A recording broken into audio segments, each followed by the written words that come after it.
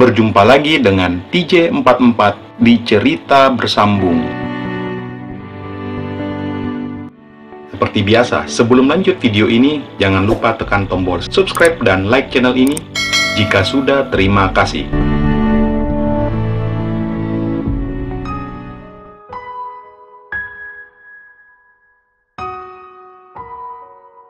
Saat mereka masih asik mengobrol, dari arah kejauhan beberapa gadis dengan kulit seperti kapas dan semuanya hanya memakai kaos oblong yang memperhatikan cewek-cewek Manado. Nando yang melihat para gadis itu segera menyenggol lengan Aji.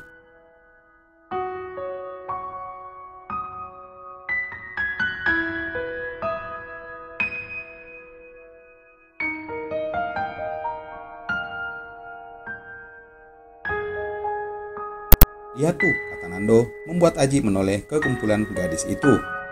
Kenapa, Pak? Itu belum seberapa, Pak, ujar Nando nyengir. Di sini istilahnya tuh, itu apaan, Pak? Tanya Aji bingung. Artinya, Pak, lihat aja, bener-bener panlok kan? Pak Nando bener-bener pikirannya melulu, kata Aji. Akhirnya mereka kembali tertawa sambil ngobrol santai.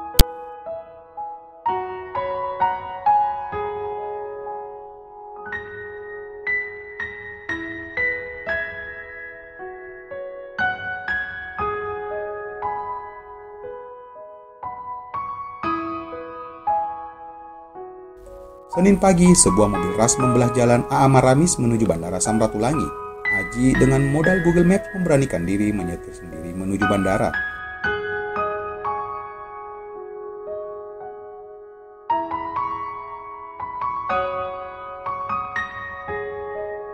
Sebelumnya, Aji ke kantor distributor dan janjian dengan pihak Asaren untuk serah terima kendaraan. Lalu setelah proses administrasinya selesai, Aji segera ke bandara. Saat tiba di bandara, Aji segera memarkir mobilnya di parkiran, kemudian melangkah ke pintu kedatangan penumpang.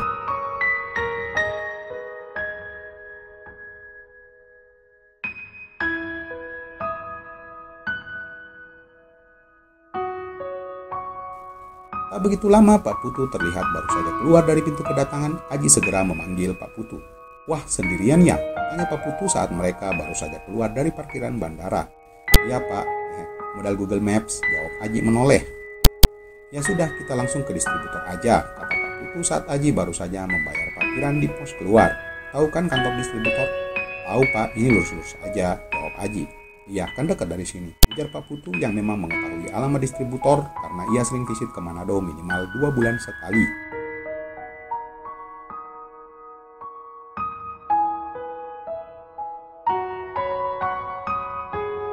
Ya Pak, tadi sempat ke kantor distributor ngambil mobil. Oh, jadi udah kenalan sama tim? Tanya Pak Putu. Belum sempat, Pak, tadi serah terima kendaraan hanya di parkiran distributor. Itu pun belum ada yang datang. Jadi tersenyum.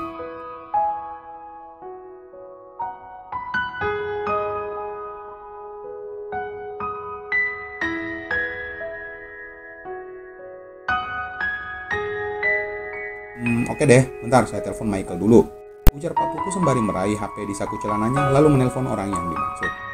Halo Kel, udah pada ngumpul? Oke, saya juga di jalan sama Pak Aji, kata Pak Putu saat menelpon SR-nya.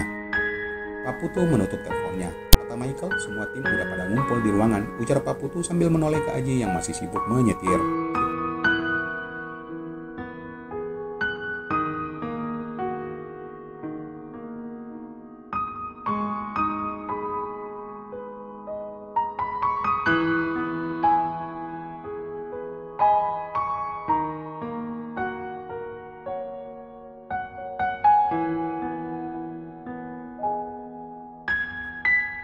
Beberapa saat kemudian, Aji memasuki gerbang kantor distributor PT IAP, lalu Aji memarkirkan mobilnya berdampingan dengan salah satu mobil milik petinggi cabang distributor Manado.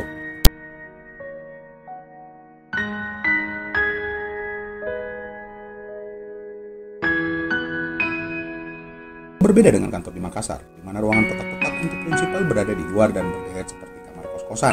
Nah, di kantor sini itu ruangan prinsipal berada di dalam kantor, namun tidak berdempetan. Kebetulan ruangan grup seasoning terletak di lantai 1, berdekatan dengan ruangan noodles group. Pagi, Pak Putu menyapa semua tim yang sudah berkumpul di ruangan saat ia baru saja masuk. Pagi Pak, ujar semua tim yang hampir bersamaan. Pagi, ujar Aji yang juga baru saja tiba dan dibalas pula oleh semua tim bersamaan.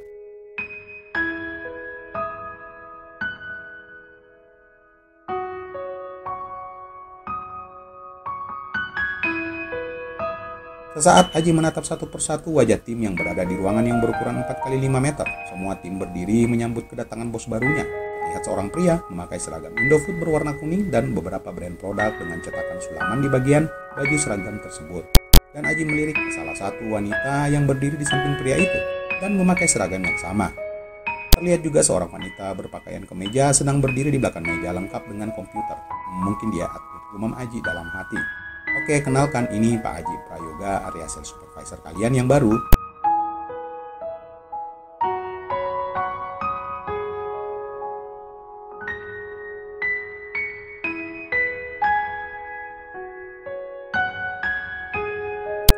Aji mengajak semua tim bersalaman sambil menyebutkan namanya, mulai dari pria tadi, terus ke wanita di samping pria itu, lalu bersalaman dengan wanita yang menurut Aji adalah admin di kantor cabang Manado.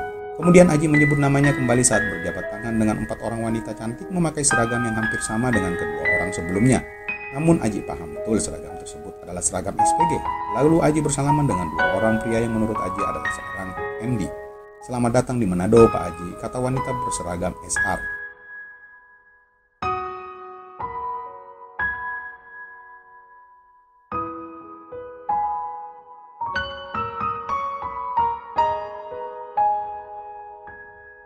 Ya, Ibu Vita, jawab Aji yang sudah mengetahui nama wanita itu. Dapat panggil Ibu Nova kita. Hehehe. Aku dipanggil Ibu loh. Celetuk wanita itu memakai logat Manado. Aji hanya tersenyum mendengar celetukan wanita itu.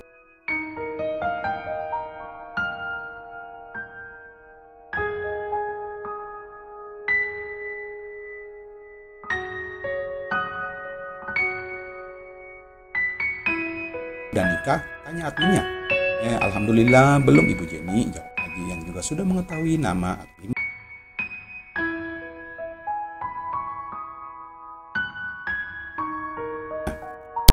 Sama hei Pak, kita itu masih nona-nona belum jadi ibu. Kidding Pak. Sama Pak, saya itu masih cewek loh, belum jadi ibu. Celetuk Jenny membuat Aji menggelengkan kepalanya sambil tersenyum.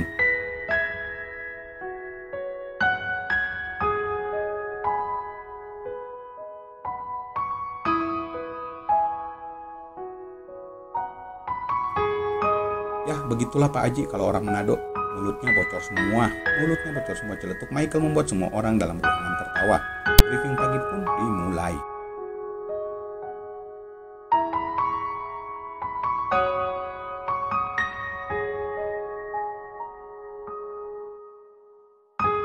Seperti biasa, Pak Putu membuka briefing dulu, lalu Aji ikut berbicara, memberikan beberapa arahan buat timnya dan sesekali bertanya ke mereka. Akraban mulai terjadi antara mereka. Aji mulai membaca satu persatu karakter timnya sambil tersenyum bahagia karena mengetahui ternyata orang-orang Manado itu lumayan ramah.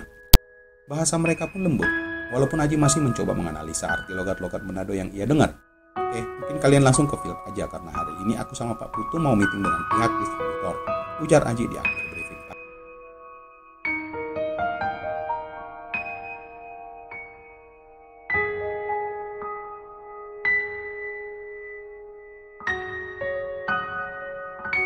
Siap bapakku yang ganteng, ujar Vita tersenyum membuat Aji menggelengkan kepalanya. Tak lama, akhirnya semua tim meninggalkan ruangan dan kembali ke pekerjaan masing-masing. Begitu juga dengan Jenny yang kembali duduk di mejanya dan kembali fokus dengan komputer di depannya.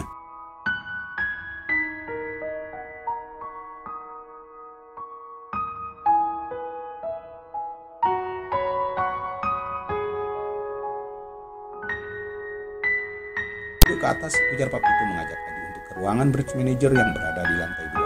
Oke Pak, Putu dan Aji melangkah ke lantai 2 melalui tangga yang tak jauh dari ruangan mereka.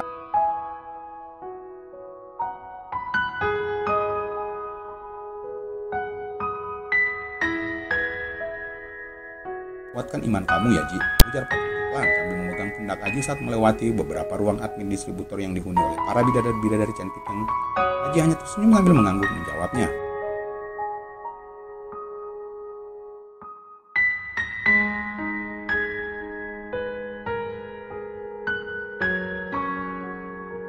Kemudian mereka pun tiba di pintu sebuah ruangan. Pak Putu mengetuk pintu, seorang pria bertubuh baru saja membuka pintu ruangan. Wah, ini ya yang namanya Aji bos, tanya pria itu saat baru saja melihat Aji dan Pak Putu.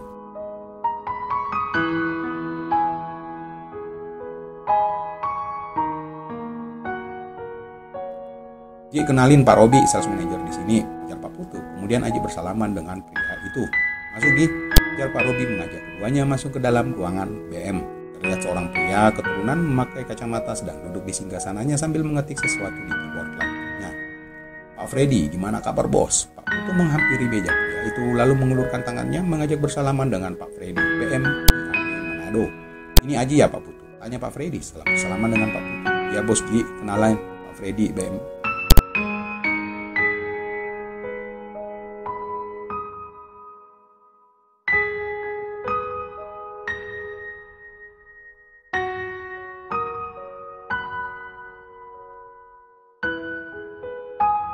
Aji Pak Freddy, balas Pak Freddy bersalaman dengan Aji. Di dalam ruangan BM terdapat sebuah meja bundar yang biasa digunakan untuk meeting para jajaran manajer di kantor distributor. Karena untuk ruangan meeting ada tersendiri yang tak jauh dari ruangan BM.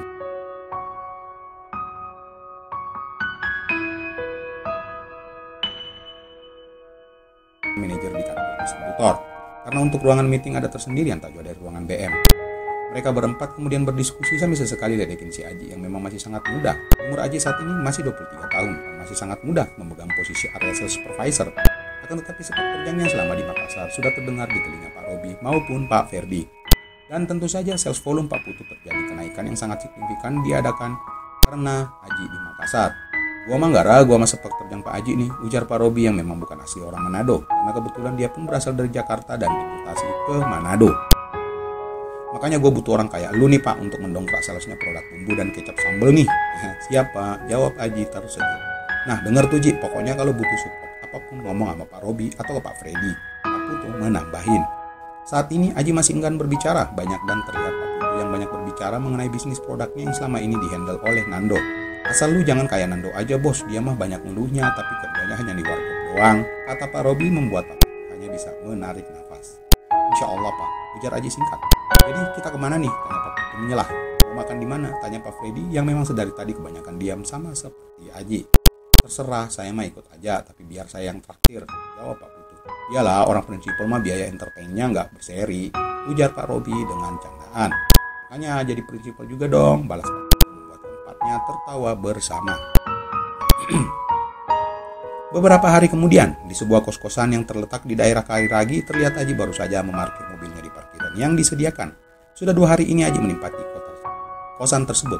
Karena ia hanya ditanggung 3 malam menginap di hotel, makanya dengan bantuan Michael akhirnya Aji mendapatkan kosan tersebut dan juga letaknya tak jauh dari kantor distributor. Kebetulan letak kosan Aji berdekatan dengan kampus Politeknik, makanya beberapa penghuni kosan adalah mahasiswa kampus Politeknik. Malam Mas, seorang gadis yang baru saja keluar dari kamar di samping kamar Aji menegurnya saat pria itu baru saja membuka pintu kamarnya. Di malam juga, balas Aji tersenyum ramah, namun Aji tak mengetahui nama gadis penghuni sebelah kamarnya. Baru pulang ya Mas, tanya gadis itu lagi sambil mengunci pintu kamarnya. Iya, jawab Aji yang sebetulnya enggan membalas obrolan gadis itu. Gadis itu malah ini terlihat memakai pakaian yang hanya memakai berwarna hitam membuat sosoknya terlihat bercahaya dikarenakan warna bajunya makin menonjolkan warna kulitnya yang memang putih. Aku masuk dulu ya, kata Aji sambil mengangguk sopan. Oke deh Mas, kata gadis itu. Lalu Aji segera masuk ke dalam kamar dan mengunci pintu kamarnya. Saat masuk ke dalam kamar, terlihat kamar kosan Aji lumayan bersih. Ya, kosan sudah menyediakan sebuah AC setengah PK dan juga TV 32 inch lengkap dengan toilet dalam dan juga terlihat sebuah lemari dan juga sebuah meja kecil di dalam kamar. Saat ini Aji belum sempat membeli beberapa perlengkapan lainnya dikarenakan ia masih sibuk dengan kerjaannya. Aji segera mandi. Lumayan capek seharian melakukan analisa data dan juga menyempatkan ke field untuk melakukan analisa pasar. Tak lama Aji keluar lalu memakai kaos oblong dan celana pendek.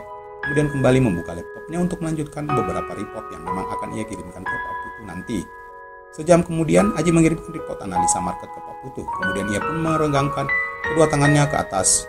Tiba-tiba HP-nya berdering. Aji meraih HP-nya yang terletak di samping laptop kemudian melihat nama seseorang di layar HP-nya. Ya halo. Assalamualaikum ayah, ini Dea, ujar Dea di seberang menggunakan HP Mita. Waalaikumsalam ya sayang, jawab Aji sambil tersenyum. Ayah udah makan? Tanya Dea lagi dan terdengar sayup-sayup suara Mita di samping Dea. Udah tadi di kantor Dea, kalau Dea udah makan belum? Udah dong ya, tadi Dea makan sama mama, jawab Dea. Tadi makan di warung depan Ji. Mita pun menimpali sepertinya kedua perempuan itu melut speaker HP-nya. Enak dong, ya dong, makanya ayah buruan pulang ke Makassar biar bisa makan bareng lagi sama Dea dan mama. Kata Dea membuat Aji menghela nafas. Iya sayang, kan ayah Aji lagi kerja nyari duit yang banyak biar bisa jemput Dea di Makassar. Hore, terdengar suara gadis kecil itu sangat girang mendapat jawaban dari Aji. Boleh ngomong sama mama dek, tanya Aji. Nih mah, ayah pengen ngomong, kata Dea di seberang. Ya Ji, kata Mita yang baru saja mengambil alih. Masih di speaker nggak HP-nya, tanya Aji. Udah enggak tuh, Dea lagi nonton di sebelahku. Oh sih, by the way gimana kerjaan kamu hari ini sayang? Ya alhamdulillah lancar, dan tadi aku juga udah email ke Pak Putu report Nagisa Market. Iya tuh anak-anak di kantor kangen tuh sama kamu, kata Mita membuat Aji kembali tersenyum. Kalau kamu kangen nggak? Jangan ditanya, kangen pakai banget, jawab Mita manja. Nah begitulah yang Aji kerjakan tiap malam, saling teleponan dengan Dea dan Mita. Makin hari hubungan mereka terlihat Aji tak pernah bosan teleponan lama-lama dengan Mita. Karena biar bagaimana Aji di Manado hanya tinggal sendiri, dan ia juga malas untuk keluar jika sudah berada di kosan. Canda tawa saling ledekan yang sering mereka lakukan. Dan sebelum menutup telepon, tak lupa Mita selalu mengatakan I love you ke Aji, kemudian disusul sebuah hangat darinya. Aji pun tak malu-malu untuk membalasnya dengan itu ke wanita itu. Di tempat berbeda, terlihat dua orang gadis sedang duduk di teras sebuah rumah. Reni malam ini bertamu di rumah Sinta. Gimana kabar bokap? Tanya Sinta. Ya gitu Sin, masih bolak-balik kantor polisi untuk proses pemeriksaan, jawab Reni. Wajahnya terlihat sedih karena memikirkan kejadian beberapa hari belakangan ini. Yang sabar ya Ren, mungkin ini ujian dari Allah agar kita bisa lebih mendekatkan diri kepadanya, ujar Sinta memeluk tubuh sahabatnya. Ya Sin, semoga aja papa tidak masuk, kata Reni dengan suara serak. Ya sayang, makanya berdoa ya Ren. Tiap hari Reni berdoa agar papa tidak tersangkut dalam masalah ini, karena Reni takut nantinya kalau papa di penjara. Terasa tubuh Reni bergetar menahan sesak di dadanya. Percaya sama Sinta, Om Syarif gak akan, kata Sinta mencoba menenangkan sahabatnya. Min, hening, Sinta maupun Reni hanya menatap kosong ke depan. Udah ada kabar dari Aji, tanya Sinta saat melepas lengannya dari pundak Reni. Reni menoleh sesaat lalu menunduk sambil menggelengkan kepalanya menjawab pertanyaan Sinta barusan. Kamu sayang banget ya sama Aji, tanya Sinta, membuat Reni kembali menoleh dan menatap Sinta di sampingnya. Jujur saja, jangan bohong sama gue sayang, ujar Sinta selanjutnya. Reni saat ini mencoba menahan gejolak di dadanya saat mengingat kembali sosok pria itu. Tak kenapa ia tak bisa melupakan Aji yang sudah meninggalkannya. Justru pria itu tak pernah sedikit pun menghargai perasaan gadis itu. Bersambung.